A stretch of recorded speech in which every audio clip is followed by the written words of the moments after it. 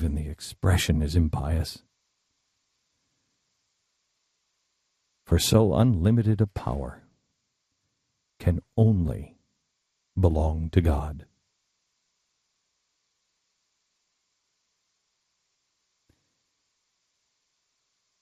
These are the times that try men's souls. The summer soldier and the sunshine patriot will, in this crisis, shrink now from the service of their country.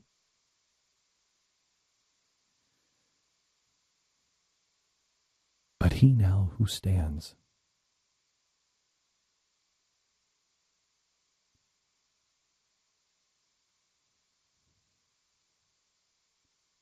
deserves the love, deserves the thanks of man and woman. Did we think that things could be achieved with such high value, with such little effort? We have worked hard, but heaven knows how to fix a proper price on something so dear, so precious, so rare as freedom.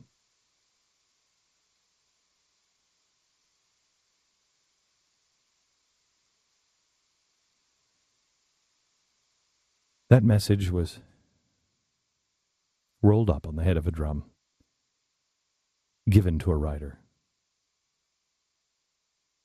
Take this to Philadelphia. Find Mr. Franklin if he is still there. Print it.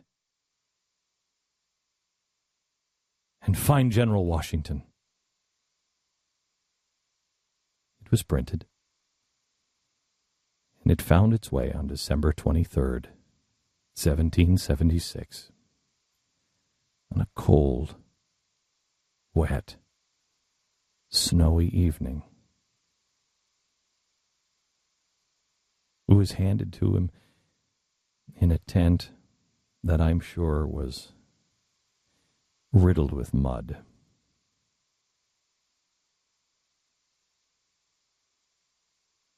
I imagine in my mind's eye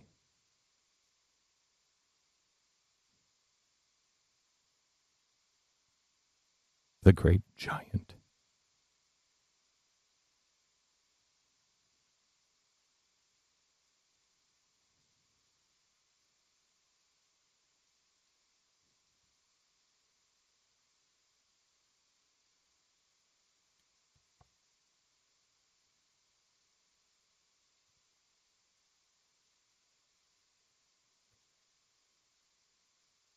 sitting in his tent, wondering how, dear God,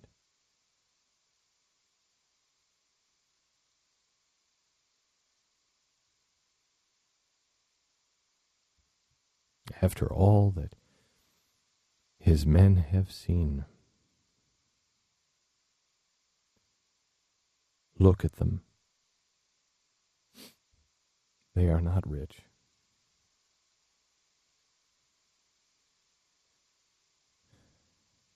They're farmers.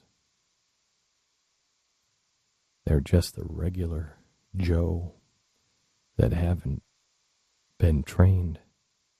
How am I going to get them into the boats? I've lost every battle. I am not the man for this task, he must have thought.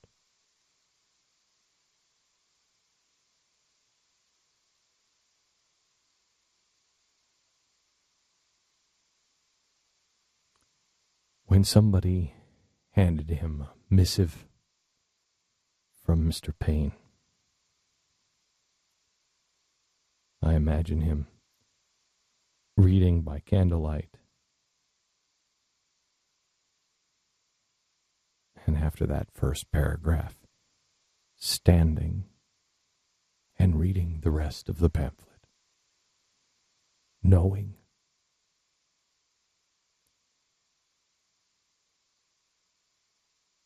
this is the message the men need to hear.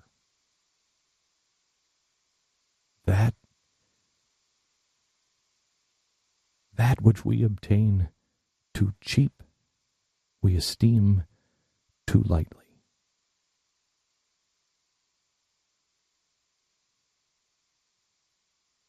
It is dearness only that gives everything its value, and it would be strange indeed if so celestial an article as freedom should not be highly rated.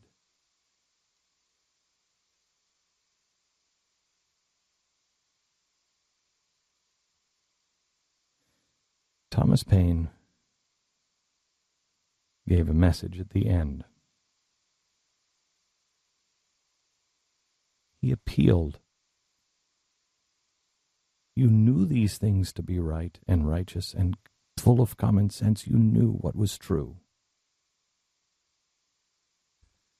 But the man who is called a deist, a man who believed that God was a watchmaker, who later said there is no God, said at this time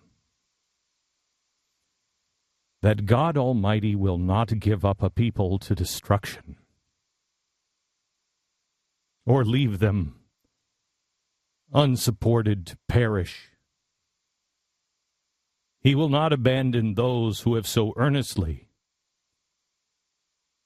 and so repeatedly sought to avoid calamities by every decent method which wisdom could invent. Though the flame of liberty may sometimes cease to shine, the coal shall never expire.